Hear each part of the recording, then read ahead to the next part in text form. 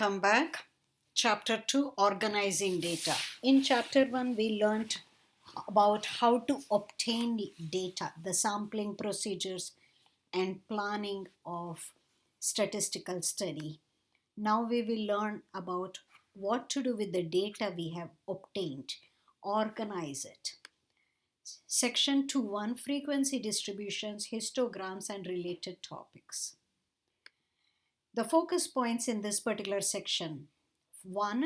Organize raw data using a frequency table. Construct histograms, relative frequency histograms, and ogives. Recognize basic distribution shapes, be it uniform, symmetric, skewed, and bimodal. Interpret graphs in the context of the data setting. So let's understand what each of these terms mean now. Frequency tables. When we have a large set of quantitative data, it is useful to organize it into smaller intervals or classes and count how many data values fall into each class. A frequency table does just that. A frequency table partitions data.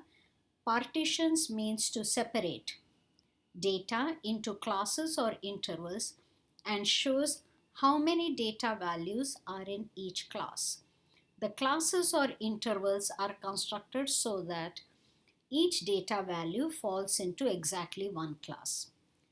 Okay, what does all this mean? Suppose you want to measure, the height of people in your neighborhood.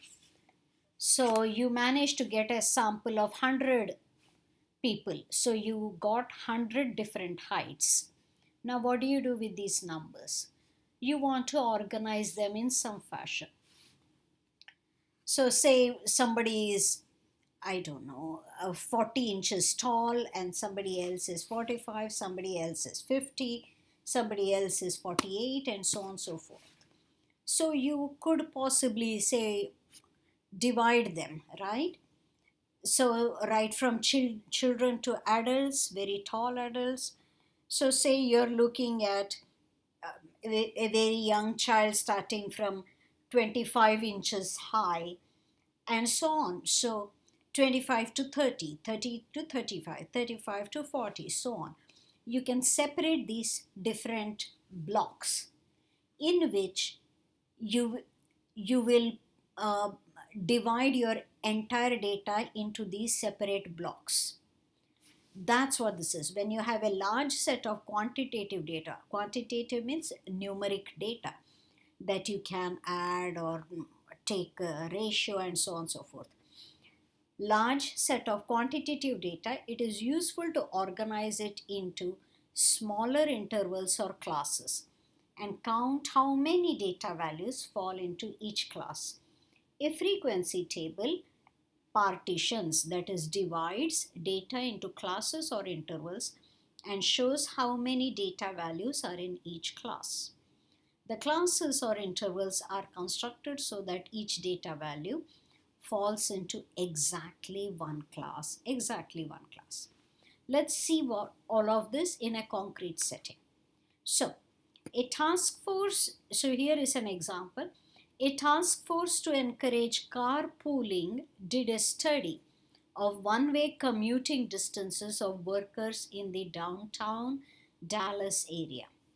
A random sample of 60 workers was taken. The commuting distances of the workers in the sample are given in this particular table. Make a frequency table for these data. All right, so we have 60 workers we interviewed. We found their one-way commuting distances in miles. So one worker said 13 miles, another worker said 7 miles, another worker said 12 miles. So we have obtained data in this fashion. This is not organized in any way, shape or form. So we want to be able to organize it using a frequency table. So let me copy this data for us to look at. I hope I can copy and paste. Oh, I'm not able to copy and paste. Let's see. Oh.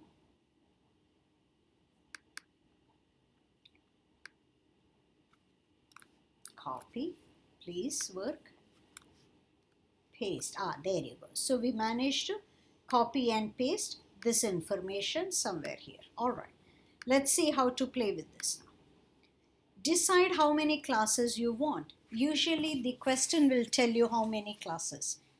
5 to 15 classes are usually used. 5 to 15. If you use fewer than 5 classes, you risk losing too much information. If you use more than 15 classes, the data may not be sufficiently summarized. So 5 to 15 is a standard. Let the spread of data and the purpose of frequency table be your guides when selecting the number of classes. In the case of commuting data, let's use 6 classes. So it was just some number they came up with, 6. All right. Between 5 and 15, typically the question will tell you how many classes to use. Okay, let's now work with 6 classes. We need to find the class width for the 6 classes. All right. What is the class width? Now,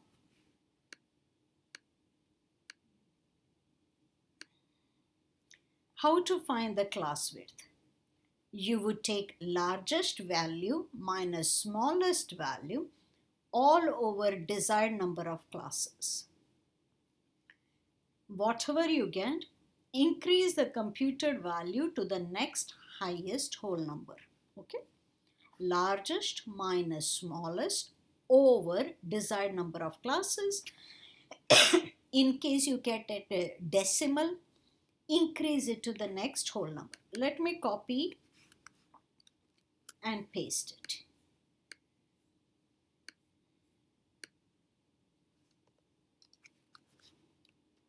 All right. So that will be your class width. All right. So next. To find the class width for the commuting data, we observe that the largest is 47, smallest is 1 mile. We are using 6 classes. So 47 minus 1 over 6, it comes to around 7.7, but you want to increase up, round up to the next whole number. So 7.7, you increase it to 8. So let's see, where did the 47 come from? So you have here, there is 47 and looks like that's the largest. 47, there's a 45, 41, 36, 46. So look, we don't cross 47. That's the largest. Minus the smallest. The smallest looks like that's a 1, 3. Smaller than 1 would be 0. There is nothing like that. So smallest is a 1. Okay, and we agreed on 6 as the number of classes. 47 minus 1 over 6, 46 over 6, approximately 7.7. Round it up to the next whole number, so that's an 8. So now we want to determine the data range for each class. So we are going to have class width of 8. Now to find data range, the lower class limit is the lowest data value that can fit in a class. Upper class limit is the highest data value that can fit in a class. Class width is the difference between lower class limit of one class and the lower class limit of the next class. It might be better to understand using a table. There you go. So let's go back to our information. Okay, I would like to keep that file and I would like us to see what's going on here. So the lowest is 1. So you're starting from 1. We calculated our class width to 8, if you remember, right? Increased it to 8. So 1 plus 8 is 9. 9 plus 8 is 17. 17 plus 8 is 25. 25 plus 8 is 33. 33 plus 8 is 41, and you stop here. Why do we stop here? Because we wanted 6 classes. 1, 2, 3, 4, 5, 6. So you start from the lowest data value and kept adding the class width that you calculated earlier using this formula, largest minus smallest over number of classes, increase it to 8, and then you kept adding it 6 times for one class, second class, third class, fourth class, fifth class, sixth class. So that took care of the first limit, lower limit, lower limit. How do you get the next upper limit, the upper limits? Well, if this is 9, the previous one is 8. This is 17, the previous one has to be 16. This is 25, the previous one is 24, and so on. This is 41, the previous one is 40. How do I figure this? Well, notice, just as the lower limits were increased by 8, the upper limit also increased by 8. So once you have 40, now you know to increase it by 8 to 48. What are class boundaries? There is a lower one and an upper one. You take 0.5 to the left of this, 0.5 to the right of this. 0.5 to the left of it gives me 0.5. To the right of it gives me 8.5. Left of it 8.5, right of it 16.5, so on. These are class boundaries. And now you start tallying. I see 13, I put 13, well, it belongs here, a tally there. I see 7, I look where, it should fit there, I tally there, and go on.